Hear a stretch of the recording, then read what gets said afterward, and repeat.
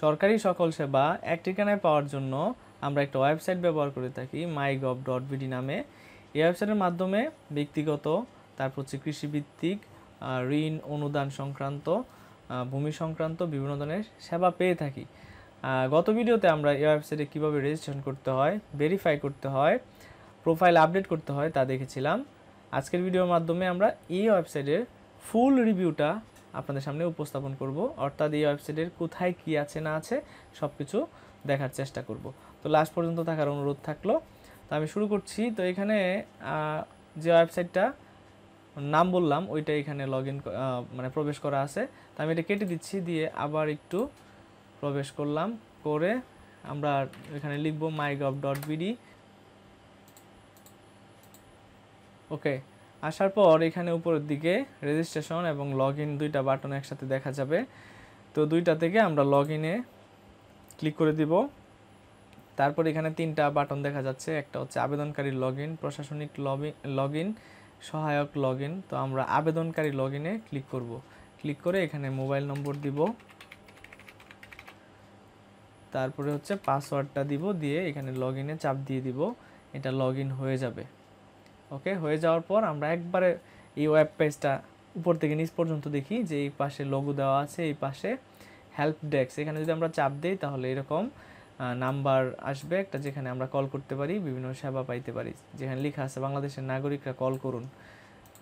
এটা হচ্ছে জাতীয় কল সেন্টার 333। প্রবাসী নাগরিকরা কল করুন এইগুলাতে। ইমো আছে, হোয়াটসঅ্যাপ আছে, বটিম, এর মাধ্যমে ফ্রি কল করতে পারবেন এই নাম্বারগুলোতে। এবং হচ্ছে ভয়েস কল চার্জ প্রযোজ্য হবে এই নাম্বার থেকে কল। এছাড়াও ইমেল করা যেতে পারে support@mygov.bd। ওকে, এছাড়াও এই পাশে যে প্রোফাইল, দাখিলকৃত আবেদনসমূহ, নতুন আবেদনের অবস্থা, এগুলো জানা যাবে। তো আমি যদি এখানে প্রোফাইলে ক্লিক করি তাহলে আমার প্রোফাইলটা আমি এখানে দেখতে পাবো। তো এরপরে নতুন দাখিলকৃত আবেদনসমূহ, যে আমি কি আবেদন দাখিল করছি বা করছি, এগুলো এখানে দেখা যাবে। আমি কোনো আবেদন করি নাই, এই জন্য এগুলো ব্ল্যাঙ্ক দেখাচ্ছে, যে এখানে কোনো তথ্য, কোনো এন্ট্রি খুঁজে পাওয়া যায়নি। যেহেতু আবেদনই করি নাই তাহলে কোত্থেকে পাবে তারা। তারপর আবেদনের অবস্থা, এখানে ক্লিক করলে কোনো একটা আবেদন কী অবস্থায় আছে এখানে দেখা যাবে। তো আমার এখানে কোনো আবেদন করি নাই। আবেদন করলে এখানে মোবাইল নম্বর দিয়ে, ট্র্যাকিং নম্বর দিয়ে আমরা অনুসন্ধান করতে পারবো যে কী অবস্থায় আছে। আচ্ছা, আমি এটা কেটে দিচ্ছি। তারপরে আবারও আমরা একটু হোম পেজে গেলাম। তারপরে এখানে তো আমার প্রোফাইল আছেই, প্রোফাইল এরিয়াটা, আর এখানে হচ্ছে অ্যাক্সেসিবিলিটি মেনু। এখান থেকে বিভিন্ন রকমের কাজ করা যেতে পারে, যেমন এখানে এটা দিলে এরকম আসবে, এটা দিলে এরকম আসবে, এটা দিলে এরকম আসবে, এরকম মানে ছোট বড় এরকম করা যেতে পারে। তারপর হচ্ছে ইনভার্ট কালার, যাদের কালার প্রবলেম আছে এটা ট্রাই করতে পারে। বিগ কার্সর, যাদের কার্সরটা বিগ করা দরকার। তারপর হচ্ছে হাইলাইটস, লিঙ্ক, বিভিন্ন ধরনের লিঙ্ক যেগুলো আছে এখানে হাইলাইট করবে, যে এখানে ক্লিক করলে আমরা আরেকটা পেজে যেতে পারবো। ঠিক আছে, আচ্ছা, হাইলাইট লিঙ্কস, যে লিঙ্কগুলো আছে এখানে সবগুলা আমাদের সামনে এটা হাইলাইট করবে। আচ্ছা, তারপরে হচ্ছে শো হেডিংস। তো বড় বড় যে হেডিংগুলো আছে এখানে দেখানোর জন্য শো হেডিংস দিলেই হবে। তারপর কিবোর্ড শর্টকাট, এগুলো দরকার নাই। তারপর আপনি যদি এগুলো চেঞ্জ করে থাকেন রিসেটে ক্লিক করলেই হয়ে যাবে আর কি। ঠিক আছে, আচ্ছা, তো যেটা বলতেছিলাম, এখানে অ্যাক্সেসিবিলিটিতে আবার ক্লিক করে আমি এটাকে মুছে দিলাম। তারপর নিচে আসলে সেবা খাত ভিত্তিক, আর এইখানে তো অনুসন্ধান চালানো যাবে। যে এখানে আপনি মনে করেন যে জন্ম নিবন্ধন, কৃষি যে কোনো একটা করতে চান, ঠিক আছে, তাহলে এখানে মনে করেন যে অর্জিত ছুটি, অধ্যয়ন ছুটি, কৃষি মন্ত্রণালয়, লিখে সার্চ করলে ওখানে চলে যাবে। মানে যে কোনো সেবা এখানে সার্চ করলে আমরা সহজে পাইতে পারি। আচ্ছা, এবার এখানে তিনটা বাটন আছে, তিনটা বাটন থেকে সেবা খাত ভিত্তিক এখানে চাপ দিলে এখানে যেগুলো আছে আর কি, যে মাইগভ প্রবাসী, প্রবাসী নিবন্ধন ও লাইসেন্স, কৃষি, ব্যক্তিগত আবেদন, সনদ প্রত্যয়ন, এগুলো সবগুলো এখানে থাকবে। তো এটা হচ্ছে সেবা খাত ভিত্তিক, মানে এই যে এইখানে যেগুলো আছে, এই যে এইখানে এগুলো সবগুলোই এইখানে ক্লিক করলে চলে আসবে। তো আমরা একটা একটা দেখি। মাইগভ ফর প্রবাসী, তো এখান থেকে কী সেবা আছে? মুক্তারনামা সত্যায়নের জন্য আবেদন, প্রবাসী কর্মীর মৃতদেহ দেশে আনয়নের আবেদন, তারপর হচ্ছে প্রবাসী আইনগত সহায়তার জন্য আবেদন, প্রবাসে বিপদগ্রস্ত নারী কর্মীকে উদ্ধারপূর্বক সেফ হোমে আশ্রয় প্রদানের লক্ষ্যে প্রদত্ত সহায়তার জন্য আবেদন।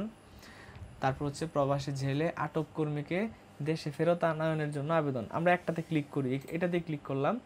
ক্লিক করলে এখানে কিছু তথ্য পাওয়া যাবে, যে সেবা সংশ্লিষ্ট তথ্য, ঠিক আছে, যে সেবা প্রদানের পদ্ধতিটা কেমন হবে, যে বিদেশ থেকে একটু বড় করে দিই, বিদেশ থেকে প্রেরিত আমুক্তারনামা সংশ্লিষ্ট দেশে অবস্থিত বাংলাদেশের দূতাবাস মিশন কর্তৃক সত্যায়ন করে অনুলিপি সহ দাতা গ্রহীতা, মানে এইখানে এই সেবা গ্রহণের পদ্ধতি কীভাবে কী করতে হবে সব কিছু এখানে দেওয়া আছে। জাস্ট এটা করে এখানে আবেদন করতে যে বাটনটা এখানে ক্লিক করতে হবে। তারপর আবেদন ফর্ম পূরণের নিয়মাবলী দেওয়া আছে। এছাড়াও এই পাশে সেবার কত টাকা মূল্য দিতে হবে এবং এটা সময়সীমা কেমন এখানে দেওয়া আছে। আমরা আরেকটা দেখি, যে এই প্রবাস জেলে আটক কর্মীকে দেশে ফেরত আনয়নের আবেদন। এখানে ক্লিক করলে কি আসে, যে কি লাগবে কাগজপত্র পদ্ধতি কি আছে এটা এখানে দেওয়া আছে।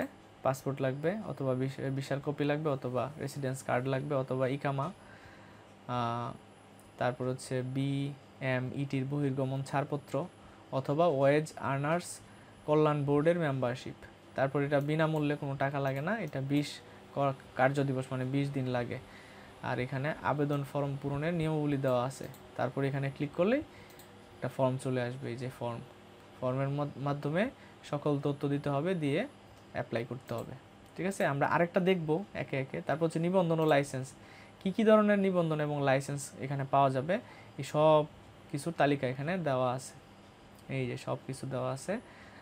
মনে করেন যে আপনি একটা উদ্যোক্তার নিবন্ধন নিতে চান, তাহলে এখানে ক্লিক করবেন। ক্লিক করলে এইখানে কি লাগবে এই পাশে দেওয়া থাকবে, সব কিছু এখানে দেওয়া আছে। ছবি লাগবে, জাতীয় পরিচয়পত্র, পাসপোর্ট, TIN নাম্বার লাগবে, ERC, product catalogue, visiting card, হালনাগাদ ট্রেড লাইসেন্সের কপি। তারপর এটা কত টাকা লাগবে এখানে দেওয়া আছে, 510 টাকা। কয়দিন লাগবে, 15 দিন। তারপর এখানে আবেদনে ক্লিক করলেই এখানে সকল তথ্যগুলো সাবমিট দিতে হবে, দিয়ে অ্যাপ্লাইটা পূর্ণ করতে হবে। আশা করি বুঝতে পেরেছেন। আবার পিছনে যাই। তারপরে যে এখানে বাইং হাউস নিবন্ধন, এছাড়া যত ধরনের ফর্ম এখানে আছে সব কিছুর মানে সেবা আছে, এখানে সব কিছু দেওয়া আছে। আপনার যেটা লাগবে আপনি জাস্ট একটু স্ক্রলিং করে দেখে নিতে পারেন, কোনো সমস্যা নাই। তারপরে যে এখানে একটা জিনিস আছে, যে বাইসাইকেলের খুচরা যন্ত্রাংশ, টায়ার এবং টিউব বিক্রয়ের ডুপ্লিকেট লাইসেন্স, এটা করা যাবে। তারপর স্বর্ণ বিক্রয়ের লাইসেন্স, তারপর হচ্ছে এসিড ব্যবহারের লাইসেন্স, এইভাবে সব কিছু আছে। ইট বাটার লাইসেন্স প্রদান, ইট বাটার লাইসেন্স নবায়ন, সব কিছু এখানে আছে। আচ্ছা, তারপর হচ্ছে কৃষিভিত্তিক কী আছে, যে ফসলের বীজ আমদানির আবেদন, এটা একটু ক্লিক করি।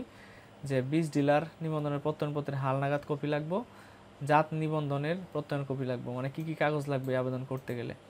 আর এটা বিনামূল্যে 10 দিন লাগবে এটা কমপ্লিট হইতে। তারপর হচ্ছে ব্যক্তিগত আবেদন, যেমন প্রবাসী কর্মীর মৃত সংশ্লিষ্ট দেশে দাফনের অনুমতি প্রদানের আবেদন। ঠিক আছে, প্রত্যয়ন সনদ, অনাপত্তি অনুমতি। এই যে এখানে আছে বিটিআরসিতে আবেদন। এখানে কি লাগবে, ছবি, পাসপোর্ট, জাতীয় পরিচয়পত্র লাগবে। সেবার ধরন, এখানে কোনো টাকা পয়সা লাগতো না, টাকা পয়সা লাগবে ধরন অনুযায়ী, তো এটা ইয়ার উপর ডিপেন্ড করবে। এখানে আবেদনে ক্লিক করলে চলে আসবে। আচ্ছা, তারপরে হচ্ছে আমরা নিচেরটাতে যে অনুদান, ভাতা ও ঋণ, এখান থেকে কি অনুদান পাওয়া যেতে পারে, পারিবারিক পেনশন প্রদান। তারপর হচ্ছে এখানে সবগুলো লিস্ট আছে, দেখে নেওয়া যেতে পারে। আমি দ্রুত করব, নাহলে ভিডিওটা অনেক লম্বা হয়ে যাবে। তারপর হচ্ছে শিক্ষা সংক্রান্ত, যে প্রতীক্ষা ছুটি, পরীক্ষার কেন্দ্র স্থাপনের অনুমতির এটার ক্ষেত্রে দেখি যে শিক্ষা ছুটি প্রাপ্তির আবেদন, বাংলা একাডেমি, এটার জন্য কি করতে হবে, সরকারি কর্মকর্তাদের জন্য প্রযোজ্য, এটা আমাদের জন্য না।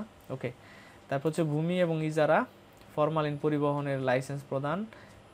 ফরমালিন পরিবহন করতে গেলে কি লাইসেন্স লাগবে, এখানে ক্লিক মারলেই এটা হবে আর কি, যে সেবা পদ্ধতি আবেদন করুন। এখানে কিছু তথ্য দিতে হবে, কি লাগবে এখানে বলা নাই, তার মানে সিম্পল কয়েকটা তথ্য দিলেই হবে। এটার পরিশোধ পদ্ধতি আছে, এখানে টাকা পয়সা কি লাগবে সব কিছু দেওয়া আছে, 28 দিন লাগবে। এইভাবে আপনারা এই বাটনগুলোতে ক্লিক করে যা লাগবে সব কিছু আপনারা পাইতে পারেন। অন্যান্যর মধ্যে ক্লিক করলে এখানে যে লিস্টটা দেখা যাবে, এগুলা থেকে যেটা প্রয়োজন আপনারা জাস্ট এটাতে ক্লিক করবেন, প্রয়োজনীয় তথ্য দিবেন, মানে কাগজপত্র দাখিল করবেন, আবেদনটা কমপ্লিট করবেন। আমি আবার একটু হোমে যাচ্ছি, হোমে যেয়ে আবার ওইখানে যাই যে মন্ত্রণালয় দপ্তর ভিত্তিক, এখানে ক্লিক করলে এইখানে দপ্তর বাছাই করুন, যেখানে অনেক দপ্তর আছে, যেমন জনপ্রশাসন মন্ত্রণালয় আছে, অর্থ মন্ত্রণালয় আছে, কৃষি মন্ত্রণালয় আছে, খাদ্য মন্ত্রণালয়, তথ্য সম্প্রচার মন্ত্রণালয়, ধর্ম বিষয়ক মন্ত্রণালয়, পররাষ্ট্র মন্ত্রণালয়, বিদ্যুৎ জ্বালানি ও খনিজ সম্পদ মন্ত্রণালয়, বিদ্যুৎ বিভাগ, তারপর হচ্ছে জ্বালানি ও খনিজ সম্পদ বিভাগ, পরিকল্পনা মন্ত্রণালয়, যত ধরনের আছে সব কিছু এখানে আছে। যেটা আপনার প্রয়োজন জাস্ট ওইটাতে ক্লিক করবেন। মনে করেন যে আপনার এই যে কৃষি মন্ত্রণালয়ের একটা ইয়াতে ক্লিক করবেন, তখন এখানে ক্লিক করলেই তুলা উন্নয়ন বোর্ড, বরেন্দ্র বহুমুখী উন্নয়ন, এখানে যেটা আপনার দরকার ওইখানে যাবেন। মনে করেন যে কৃষি তথ্য সার্ভিস, এখানে ক্লিক করলে নাগরিক সেবা আছে, ব্যবসা সংক্রান্ত আছে, অভ্যন্তরীণ আছে। তো এখানে ক্লিক করলে আমরা আরও কী কী পাইতে পারি, প্রত্যেকটা একই রকম। জাস্ট এটাতে ক্লিক করলাম, ক্লিক করলে এখানে কিছু তথ্য মানে ইয়া হয়েছে, ব্যবসা সংক্রান্ত, অভ্যন্তরীণ, ঠিক আছে। এখানে কিছু নাই, এখানে কিছু নাই, অভ্যন্তরীণ আছে। আচ্ছা, তারপর তুলা উন্নয়ন বোর্ড, এখানে ক্লিক করলে নাগরিক সেবা নাই, ব্যবসা সংক্রান্ত নাই, অভ্যন্তরীণ আছে, ঠিক আছে। তো এইভাবে আমরা দেখে নিতে পারি। আরেকটা যদি দেখি আমরা যে কোনটা দেখা যেতে পারে, শিক্ষা মন্ত্রণালয়ের অধীনে আবার এইগুলো আছে, যে মাধ্যমিক উচ্চ শিক্ষা বিভাগ, কারিগরি ও মাদ্রাসা শিক্ষা বিভাগ, এখানে ক্লিক করতে পারি আমরা। পরিদর্শন ও নিরীক্ষা অধিদপ্তর, এখানে ক্লিক করলে নাগরিক সেবা নাই, ব্যবসা সংক্রান্ত নাই, অভ্যন্তরীণ আছে, এই যে একটা। এভাবে ক্লিক করে করে আমরা দেখতে পারি কি কি আছে না আছে, সব কিছু এখানে সব কিছু পাওয়া যাবে, খুবই ইজি ব্যাপার স্যাপার। এখন আমরা রেলপথ মন্ত্রণালয়ে ক্লিক করি, এখানে আবার দিই নাগরিক সেবা নাই, ব্যবসা সংক্রান্ত নাই, অভ্যন্তরীণ কিছু সেবা আছে। ওকে, অভ্যন্তরীণ মানে হচ্ছে ভিতরে যারা জব করতেছে বা ইয়া করতেছে। ওকে, তাহলে এটা দেখে ফেললাম, এটা হচ্ছিল যে মন্ত্রণালয় বা দপ্তর ভিত্তিক। তারপর হচ্ছে সেবা গ্রহীতা অনুসারে, সেবা গ্রহীতা অনুসারে বলতে এখানে নাগরিক বা প্রতিষ্ঠান থাকবে, ব্যবসায়ী শ্রেণী থাকবে, সরকারি কর্মকর্তা কর্মচারী থাকবে। তো নাগরিক বা প্রতিষ্ঠানের ক্ষেত্রে এইখানে যতগুলো আছে এগুলা কিন্তু আমরা দেখতে পারি, এগুলা কিন্তু ওখান থেকে আনছে, এই যে সেবা ভিত্তিক বা ওইটা, এই যে এখানে যেটা ছিল যে সেবা খাত ভিত্তিক। তো সেবা গ্রহীতা অনুসারে ব্যবসায়ীর ক্ষেত্রে এগুলা তিনটাই কিন্তু ওখানে ছিল, মানে এই যে এইটাতে সেবা খাত ভিত্তিক আর সেবা গ্রহীতা অনুসারে একই জিনিস, বাট এটা আলাদা করে একটু ক্যাটাগরাইজ করছে আর কি। আর এখানে যেগুলো দেখা গেছে এগুলাই কিন্তু সেবা খাত ভিত্তিক, এখানে চাপ দিলে যা আসবে এইখানে চাপ দিলেও তাই আসবে। মাই গভ ফর প্রবাসী, যে সেম আসছে।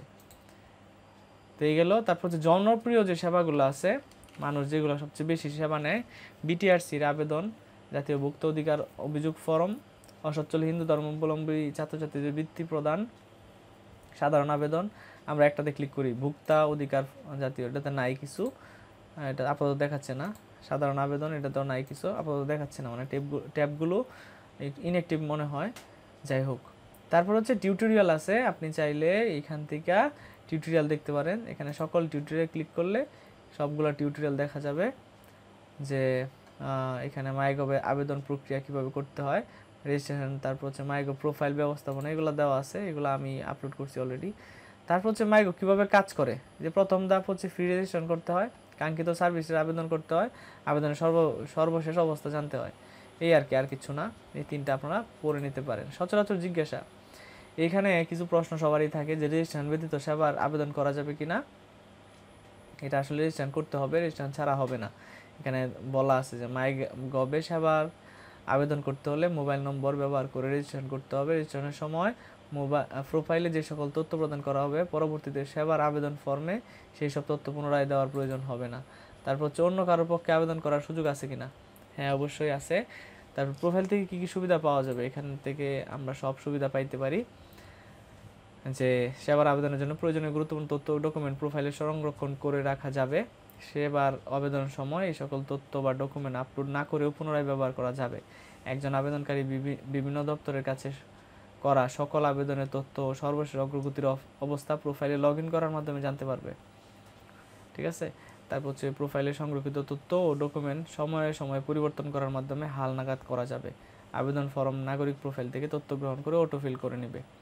ঠিক আছে, অর্থাৎ মানে প্রোফাইল যেটা আছে এটা যদি আপডেট করে রাখেন তাহলে সহজে ওখান থেকে তথ্যগুলো নিতে পারবে। সেবা নির্ধারিত ফি বা পেমেন্ট অনলাইনে প্রদান করা যাবে কিনা? হ্যাঁ, অবশ্যই অনলাইনে প্রদান করার সিস্টেম ওরা করে দিবে।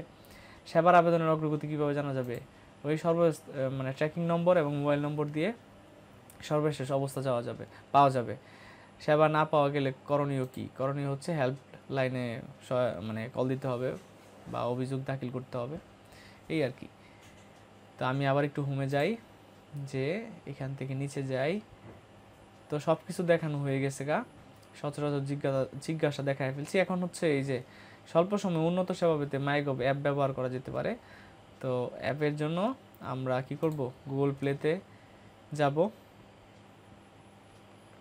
আমরা ক্লিক করছি, দেখি কি আসে। গুগল প্লেতে যে আমরা ডাউনলোড করতে পারবো আর কি। আপাতত এটা কাজ করতেছে না, যাই হোক। তারপরে হচ্ছে কোনো সাহায্য প্রয়োজন, কল করুন। সরকারি তথ্য সেবা পেতে 333-তে কল করুন। জরুরি সেবা পেতে 999। মাইগভ সংক্রান্ত যে কোনো তথ্য বা জিজ্ঞাসার জন্য এই যে এই নাম্বারে কল করতে বলতেছে। তারপর বিবিধ আছে এখানে, এইগুলো কিন্তু বলে ফেলছি যে আবেদনের সর্বশেষ অবস্থা জানার জন্য মোবাইল নাম্বার আর ট্র্যাকিং নম্বর দিলেই হয়। সততা যাচাই করার জন্য একই রকম তথ্য চাইবে আপনার কাছে, এছাড়া আর কিছু নাই। নিচে পরিকল্পনা ও বাস্তবায়নে @Y এখানে আছে, cabinet division, ICT division, UNDP আছে, এইগুলাই। তো ফুল ওয়েবসাইটটা আপনাদের সামনে তুলে ধরলাম যে কি আছে। মেইনলি এই যে তিনটা জিনিস থেকে সেবা খাত ভিত্তিক এখানে ক্লিক করলে আর মন্ত্রণালয় দপ্তর ভিত্তিক এখানে ক্লিক করলে সকল জিনিস দেখতে পারবেন। এছাড়া আপনারা প্রথমে বলছিলাম আমি, জাস্ট এখানে যে সেবাটা লাগবে জাস্ট লিখবেন, লিখলে অনেকগুলো সাজেস্ট করবে যেটা আপনার দরকার। জাস্ট আমি যদি এখানে লিখি যে এই যে ব্যবসা লিখলাম, ব্যবসা লিখলে অনেকগুলো আমাকে কি করতেছে, সাজেস্ট করতেছে। ট্রেড লাইসেন্স সনদের আবেদন কিভাবে করতে হবে, এখানে ক্লিক করলে আমি যে আমাদেরকে নিয়ে যাবে। আচ্ছা, এটা হচ্ছে না, যাই হোক, আমার নেট সমস্যা। তো এখানে ক্লিক করলে চলে আসবে সব কিছু তথ্য এই ঠিকানায় আপনারা, মানে সব কিছুর সেবা এই ঠিকানায় আপনারা পেয়ে যাবেন। তো এই ছিল ভিডিওটি ভালো লাগলে অবশ্যই আপনারা চাইলে শেয়ার দিতে পারেন আপনাদের বন্ধুদের সাথে, বা কমেন্ট করে জানাতে পারেন ভিডিওটা উপকারে আসছে কিনা। ধন্যবাদ সবাইকে।